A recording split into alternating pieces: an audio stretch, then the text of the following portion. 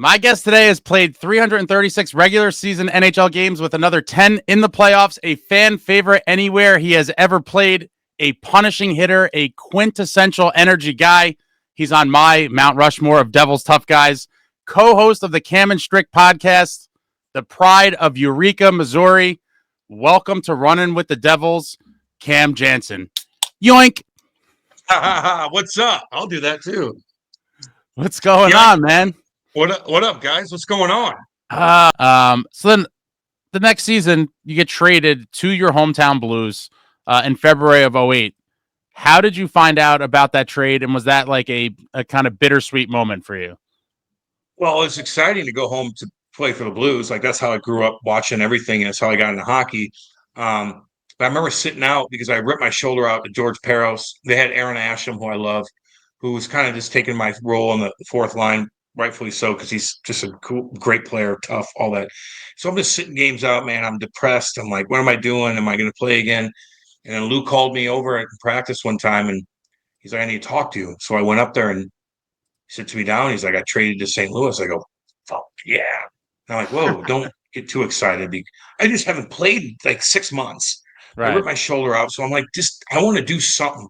And so when you hear about you get traded to your hometown, you're the first one ever to do it. Like, I'm from there. I know that everybody, like, so when they traded me, it was like the most unbelievable thing. And then like everybody's calling me. They knew before I did. My buddies, for somehow, this is like pre-internet shit. They knew before I did, and they interviewed me on TSM. I get home, my parents are having a big party. I buy I have the house next to my mom and dad. All my buddies are over. They're all going to games. Oh my God. I'd have 50 people at the games. Like, I couldn't control the tickets anymore. My buddies were taking advantage of the situation because they're parking underneath. Oh my God. It was just crazy, dude. I swear to God, man. I lived it up like you can't believe. And the Blues are great about everything, But anytime the Blues asked me to do something, I would do it. I was living two different lives, man. I had my family and my buddies and all my friends. And then I had the Blues and all my teammates. And so, like, they would have me do all this stuff around town. And then all my people that you grew up with would be like, can you do this? Can you do this? So I'm almost like doing everything around town. And I look back and I'm like, I'm so glad I did that. Now I'd be like, hell no. I'm like a recluse. Like, you got to pay me. I'm like, this is different now, man. I can't say yes to everything. But back then I just did it, and you just meet so many people, and people appreciate that. So, and awesome. I've heard you mention, aside from obviously, returning to your home and having all those perks, like you mentioned, that it did pretty well set you up for post-hockey life. Oh my God, dude, big time. No, everybody here, like, don't get me wrong. If I say something stupid and I give my, reputation a bad name, people are going to push you aside. But if you're good to people, and this small town, I know we go places, everybody treats you great. If I needed a job, like, somebody would take care of me. Like, if I needed something, like, because they know me. And so it's, you take advantage of it. We live in a beautiful place, and, golf course, and looks over beauty. Like, we're in a good spot. We really are. But I worked hard for this. Like, my parents didn't give it to me. They helped big time. I didn't make that much money when I played. Went through spent a lot of money. So I got to still work. Like, I'm not just kicking my feet up. I still got to do my podcast. I got to do this. I travel with the Blues, doing radio. I do this. Like, I got to work, But boy, oh boy, you play for the St. Louis Blues, your hometown, and you're good to people. They'll always be good to you. And you could not take advantage of the situation, but, like, take advantage of the situation. Like, people want they pay you to go talk to them for an hour. Okay, I'll go do that, but do a good job. If you pay me to go to a bar and hang out with people, I'm going to entertain everybody. I might get on the mic and do karaoke. Like, I'm going to entertain you. You know what I mean? So you still got to do your job. So, but you just have a lot of opportunity. Yeah, you definitely strike me as a guy that's going to do everything expected of him and more for any of those types of things. So now the one highlight for me during your Blues career, you come to New Jersey March 20th, 2010, and I was at this game. You versus LeBlanc. But I knew he was crushing guys, and he was very, very tough through both hands. So we're just like, let's just do this. And it was a good one, man. We went long. I could have thrown a little bit more. I could have balanced myself a little bit better. I was out the night before, late, I believe. And he's just tougher than hell. I love him. I respect him. I know him now. Fought him afterwards in the minors later on in our career, but that was about 2.5 minutes. It was one of the longest, maybe the longest one. I believe it was over 3 minutes. At one point on the call, I think it was Steve Cangelosi said, "We are now over a full boxing round." I remember in the arena, like, and it's also different, when it's you. Obviously, the Devils fans love you even when you're on another team. So it's almost like, when you're at a party or something and two of your boys get drunk and they start fighting and you're like, oh, this fight's awesome, but like you don't want anyone to get hurt because they're both your boys. Yeah. Like that's how it felt when you and the blonde were just chucking them. Yeah. But I just remember being in the arena and being like, I've seen tons of hockey fights from, the Palousas, but to see one go that long, and I mean, from what I remember, there was some decent shots connected both ways. There was no like staggering haymakers, but like a very action-packed full 3 minutes, which leads me to the patented the camjanssen wave off. Do you remember the first time you ever did that? Probably in juniors, because I was smaller, so I needed to get my grip and I needed to take my time with some of the, once the guys started getting bigger, I had to start letting the ref know I'm not done. Because a lot of times when I fight a guy that was a lot taller than me, he would get me off the bat, like, and the ref would be like, oh God, you're done. Like, no, I'm not. I can eat this. Like, don't trust me. I could do this. And so I'd have to wait, give me okay, now I'm good. So sometimes when I got jammed up with a bigger guy, I would just find a way to get out of it and get out of here and then get my groove back on. Because I had to have a style with these fights, man. Because when you're 5'11" and you're going against 6'7" guys, like you can't just be like, and then I got to know, like, if I'm going to do this, I got to be able to eat punches, man. I got to be able to know how to eat them and get away and find where I'm at mentally and come back and put on a show. So that's why I started that. Do you think your cardio was kind of an advantage? Like, all right, these guys are going to gas out, and then I'm going to come on strong kind of later in the fight. Yeah, absolutely. And don't get me wrong, it's tiring taking punches too. Like, just because I'm not throwing doesn't mean I'm not like exuding injury or energy. 100%, man. I'm holding this guy. You're knocking me. My brain's going weird. I got to switch on you. I got to wait. So I just sucked it up. It's all mental, dude. We're all in good shape. Most guys fall down because they don't want to get hit anymore. Most guys fall down because they're like, I did my job. I'm going down. I just was like, no, I'll suck it up. I need to make a fight out of this for the people and for my team. So it's all in your head, man. It's all in your head. You definitely fought some, monster guys, like guys they're almost like endangered species, like guys this big playing in the league.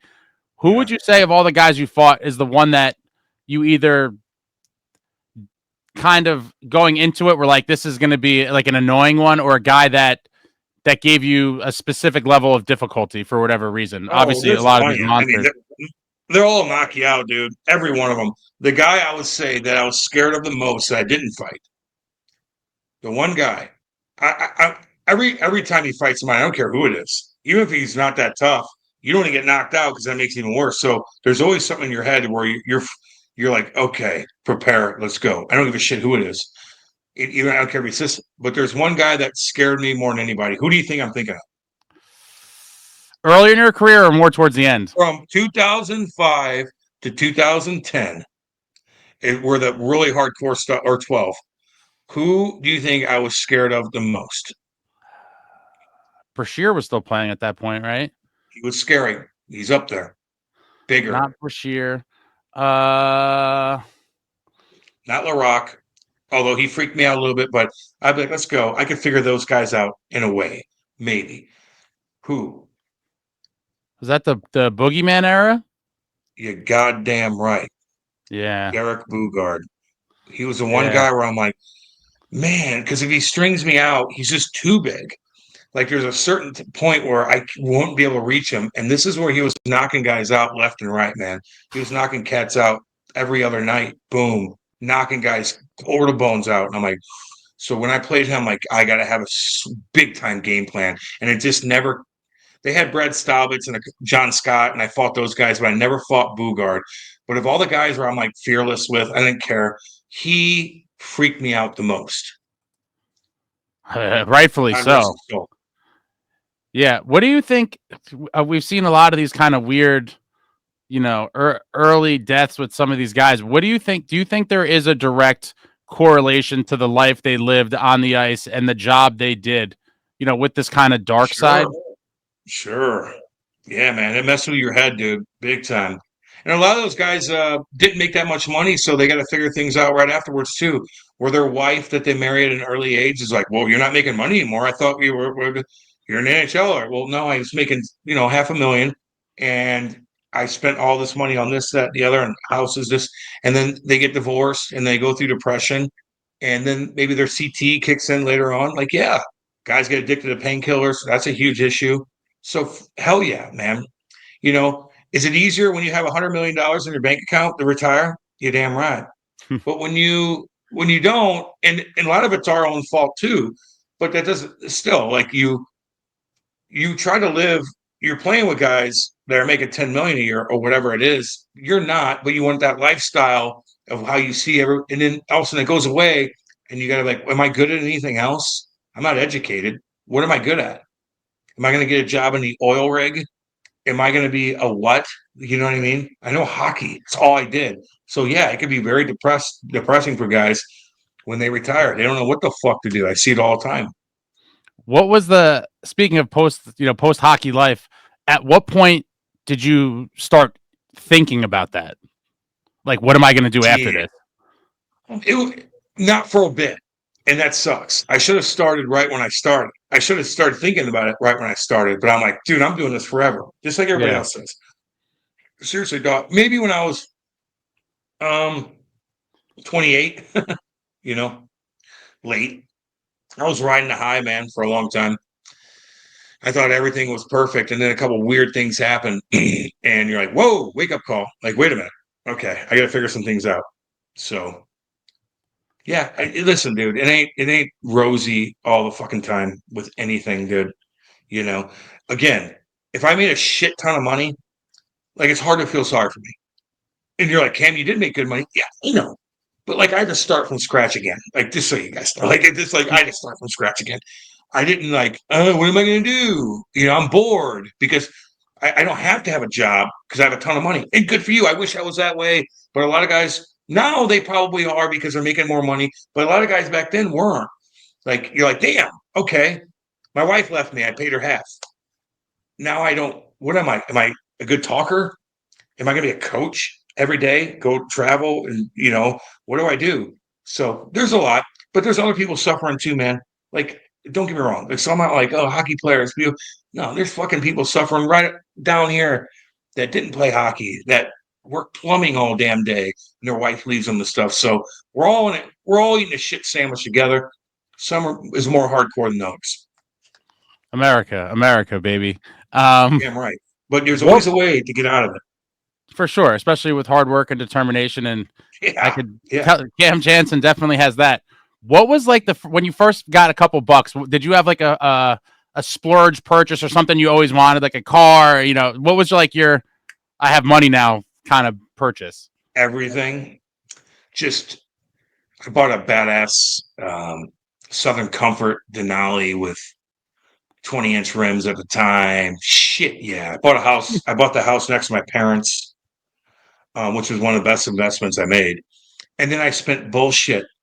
What suit? Let me get. None of my buddies had money. No one had money. So I'm like the fucking billionaire. I'm like Elon. I feel like I'm Elon in my own little bubble.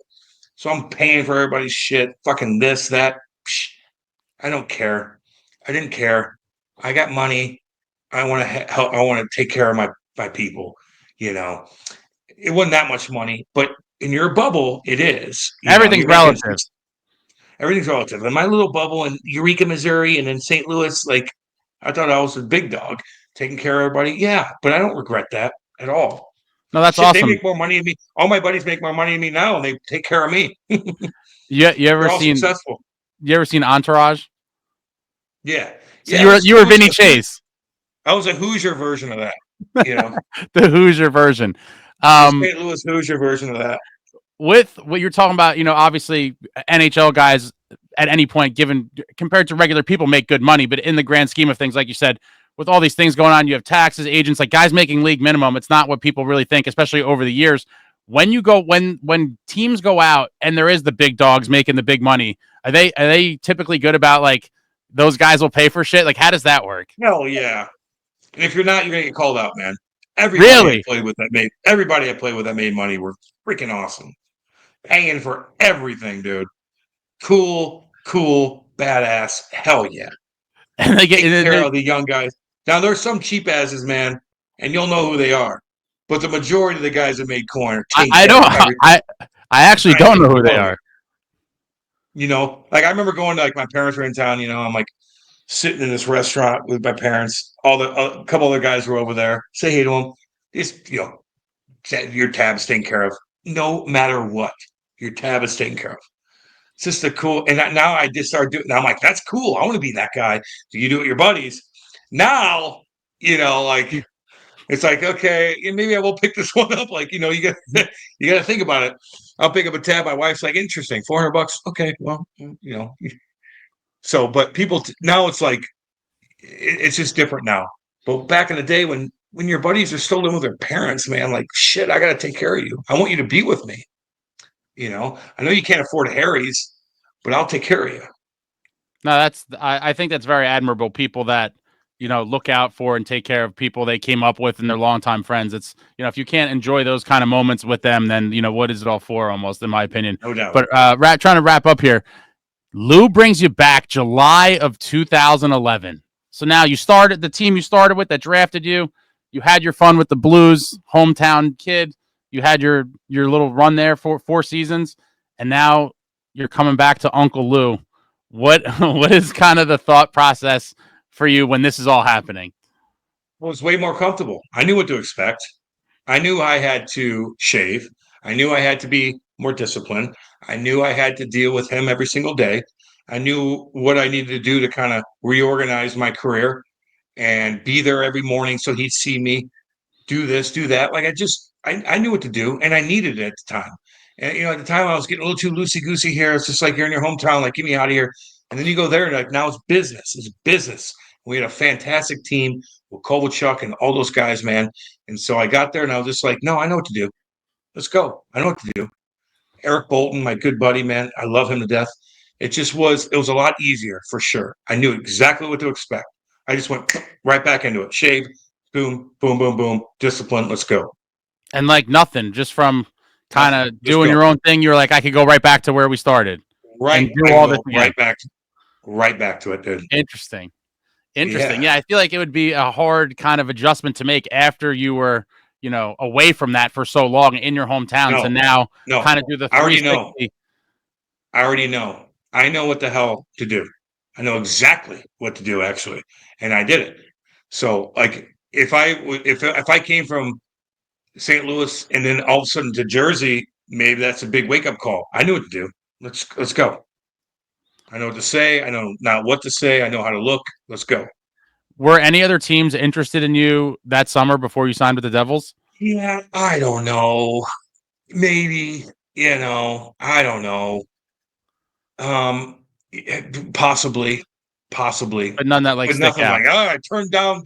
No, I just went to the Devils. I went to the Devils, dude. It is what it is. Lou wanted me back. He gave me another chance, and it worked out. So now you mentioned what an interesting, amazing acquisition for the Devils, and they got Kovalchuk. I remember, when I was younger, he was one of the non-Devils guys in the league that I enjoyed watching the most. Him and Heatley had a sick run in Atlanta, and I remember when we got him, he was in his prime. The dude is built like a tank with a Ferrari engine, and I was like, I cannot believe we're getting this guy. What was it like playing with him, and what kind of dude was he off the ice? Because he was another one where you saw glimpses, but not too much. The coolest of all cool, man. Ilya Kovalchuk, my boy. He would laugh at everything I said. He would come in and do a little dance in the locker room beforehand. Maybe he'd show up late and he'd be like he was so funny, dude. He was so cool. Took care of everybody. We had the same birthday together. We partied. I really got to know him, and he was really good friends with Eric Bolton in Atlanta, and then Bolts and then him both came here, and me and Bolts were like basically like trying out together for one spot, and we became best friends. And Kobe loved Bolts, Kobe, and then we just all hung out. He is a sweetheart of a human being, nicest, funniest, laughed at everything, didn't act cool, didn't act better than anybody else. Could he do some things on the ice that piss you off? Sure. Did he show up late? Okay. He was the nicest guy. I love that man. Oh, that's awesome. I know Devil fans are pissed. I get all that. If you hung out with him, you'd be like, this guy is the coolest motherfucker in the world. No, I've met him a couple times, quick little interactions. And it always seemed, yeah, he was cool enough to the fans, I would say. I had he didn't care about, he just did his own, he was good to us. Like, he just was good to us. Like, he was good to everybody. He didn't like bitch. He just was always had a smile on his face. And he didn't, some of those Russian guys, man, some of these guys, anybody can be different. But he was really cool. He had a little mean streak to him too. He crushed he'll knock you out. Shen. He knocked Shen. Yeah, he's a huge dude. People don't realize, like, he was a monster guy. Yep. 6'3", 240. So 2012, I'm going to bring up, it's the obligatory, the line brawl at MSG, the precursor to the most recent one. At what point did you realize, like, all right, this is definitely happening? And like, was it planned for, or was it kind of in the moment? Well, we've been doing that all year. I thought Mike Rupp like off the draw, but a couple of other games before that. And so we're all sitting in the locker room, and we had and Coach Pete DeBoer just put me and Karts and Bolts to start the game. And then we come back in from warm-ups. So I'm looking at guys, and I'm looking at Prusty and Rupper and them like, what's up? You want to do it? And warm-ups, just like you do. Like, what up, baby? You want to do it, baby? You want to do it? And I'm like, okay. And then they Torts put his line out, and then we look at each other like, let's start a line brawl right before the game. We're like, let's start one. I go, I'm gonna go Rupper. And then I went with Rupper. Rupper's like, no. And then I go to Prusty, and then both went to Rupper. Like, let's go. So we planned that out. Like, we're gonna ask them. And so that went down. And that was pretty fun, man. That was cool. I wish my fight would be a little bit better. Because I kind of got tied up by Prusty. I think he was hurt. So he didn't really want to, and he's such a good dude too. And Karts gets cut open, and Bolts tries to knock out Ruppy. It just went crazy. But the goalies like Lundqvist and Marty were like, "Let's go!" Like, we are get warmed up, and now we got to wait 20 minutes, and then we got to go again. So it's a pain in the ass for the goalies when you start a line brawl. I did watch. It's been a while. I'm gonna refresh myself, but for the audience here, I think Rupper organized that you guys had a video conference with all six of you. I'll put the link in the description. Definitely worth watching for those that remember the line brawl or don't. I'll put the links for all of it, because this is an epic moment in the Devils Rangers rivalry for sure. 3-on-3, the six of you were chatting about it, so I'll put the link in there. Definitely an awesome moment. All right, and then after that we get to the cup run, right? Obviously, you're very much around the team at this time, correct? Oh God, yeah. I was doing it is tough when you sit out games, man. Like, me and Bolts were sitting the games out, and we're just like trying to cheer the team on. And all of a sudden, Lou and Pete DeBoer, like, we want Cam to come in and give a pump up speech before every game. Every game. I'm like, yeah, I fucking felt like it. Maybe after the second round, I started doing it. I don't remember, but I remember doing it, and I was like so stressed out because I had to think of something creative to say to these guys when their towels are over their head right before they walk, not for warm up, for the game.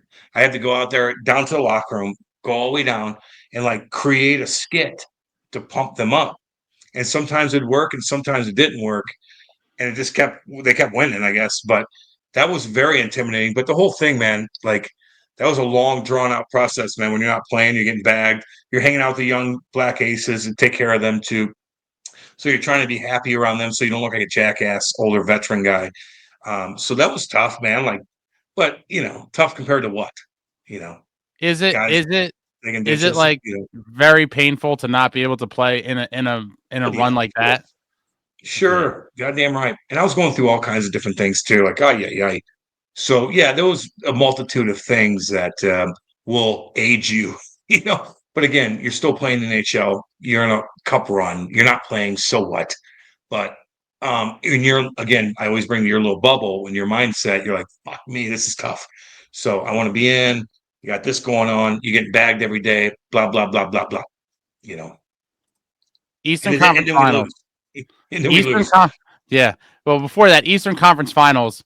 Probably it's one of the only very few good things, honestly, in my opinion, that's happened in Prudential Center since the Devils moved. I would love to go back to the old barn with the tailgating and all of it. I'll take that any day over the current arena personally. But knock out the Rangers Game 6. What was there had to be some kind of rowdy celebration or night out on the town after that one, I'd imagine. Yeah, no, we celebrated after that. Adam Henrique, who's an awesome dude. Henrique, it's over. Doc Emmerich. Covey throws it in. Ponikarovsky's in the corner. They're battling. I think Covey throws in front, and then Henrique. And that was that Game 7 or 6? It was 6. Really? 6. Yeah. Okay, I thought we went Game 7 with No. New York. It doesn't matter. Yeah, that was, and then it's back to business. Like, you don't just go celebrate like baseball does, where they, take champagne and none of that. Like you celebrate in the locker room. Salvador did a little dance, the worm or whatever it was, and then all of a sudden you're like, okay, on to the next. We gotta go to LA. It's not a party like baseball does, which I think is ridiculous. What the winning the NLCS or whatever. They're like, no, like these guys don't even drink all year, and all of a sudden they're crushing champagne all night because they won a wild card game, and then they're hung over for 4 days and they lose 3 games in a row because they've been drinking all night. It's just stupid. It is interesting. I feel like back to kind of drinking overall, that all the guys now, it seems like they're very much into like, this modern day. I mean, I hate to be this guy. I hate on everything current. I'll be honest. Like these guys, I don't think go out at all. Like, what are these guys doing? The thing is, like I would say the hierarchy of these teams want the guys to go out to bond, but they also don't want guys to go and drink all the fucking time. They want to be as healthy as possible. They all have nutritionists. They all know exactly what they're eating on the plane and stuff like that. It's very organized. They got beer on the plane. So guys will have a couple, but they're not like, let's go party at night. Like, if I'm the organization, I'm like, I'm glad they're not like that. We were like, let's go. These guys are probably just like, we're going to chill, have a couple, and then chill. So you could chirp them for maybe not the camaraderie that you may have on some of those nights out, but in reality, you're paying these guys a lot of money to be as healthy as possible. So they, maybe they're nerdy, but at least they're conserving their body. Maybe they're nerdy. Speaking of the current guys, who are your, favorites to watch league wide?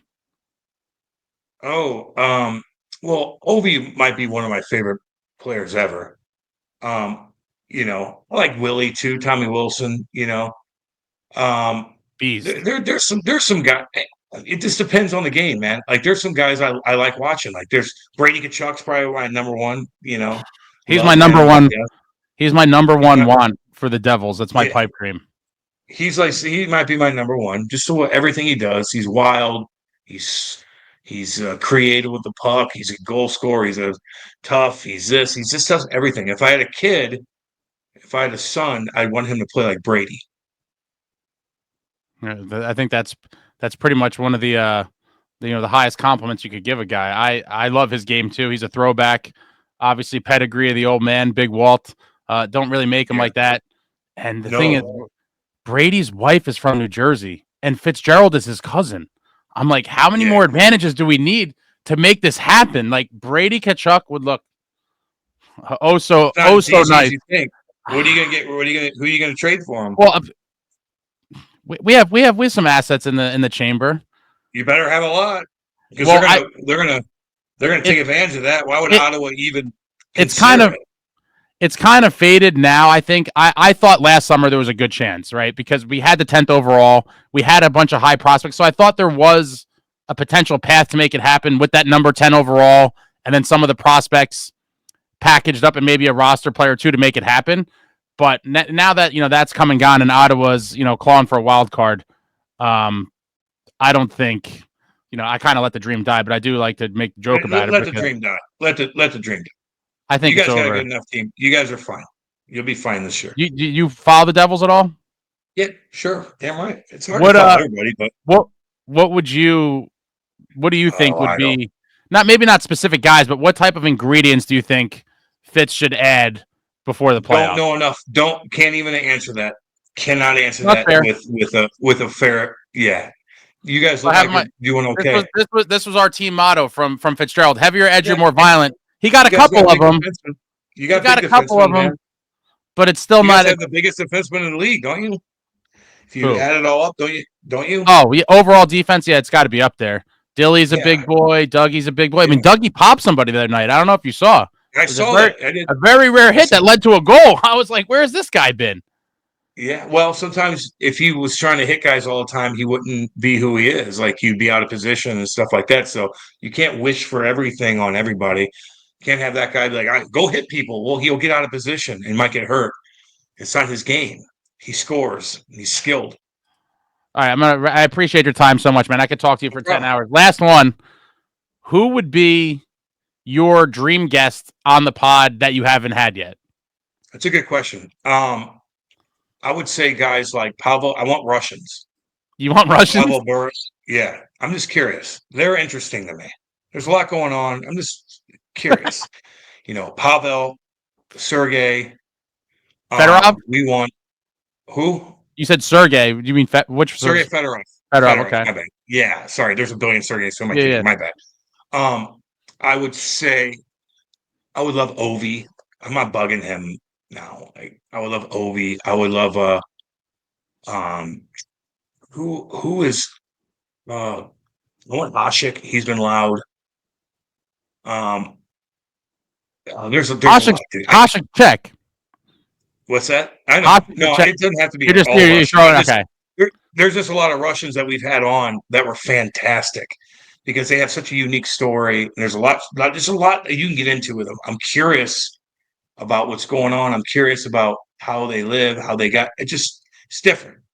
Is Andy boy? I kind of know what the fuck went down with you. Like, for the most part, when you're out in Russia or Czech or whatever, I'm just curious. Like, how was your upbringing? How blah blah blah.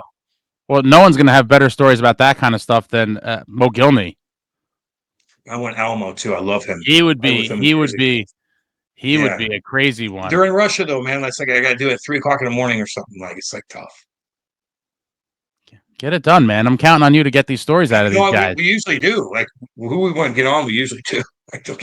Do you book more of the guys, or does Andy? No, Andy does. I don't book people. But you could. Yeah, Andy has the Rolodex, man. He's got the Rolodex. He's got all these guys' numbers more than I do. Wow, he knows more of these guys because of his GMs. His phone book's juicier than yours. Way more. Yeah, hell yeah. Wow. I don't bother people. I'm a recluse. Andy talks to every person of every organization. He knows every agent, knows every GM's number. Wait, so Andy bugged Marty? No, I bugged Marty. That's what I'll do.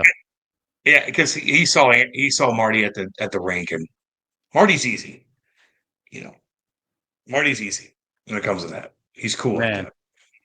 Cam, thank you so much for this. This was awesome. Man. I could talk. The time is flying by. I could sit here for 3 hours. I've hijacked enough of your day. Thank you so much, guys. Devils legend, my man Cam Janssen. Check him out. Cam and Strick podcast. One of my favorite pods in the game for sure. So show them some love. They do tons of great interviews. I'll put all the links for that stuff. The Marty one was awesome. That Patrick Waugh story was killer, man. I didn't see that one coming. So funny. But again, Cam, thank you so much. It was an honor to talk to you. Huge fan. Loved watching the career. Devils fans love you. Blues fans love you. Nottingham Panthers fans love you. And maybe we could do this again down the line. I had tons of shit, but we were all over the place. Appreciate it. Your stories are epic. And no problem, buddy. Let's go Devils, man. Hell yeah, guys. See you guys. Good talking to all you. Thanks a lot, Cam. Take care. No problem, buddy. Bye.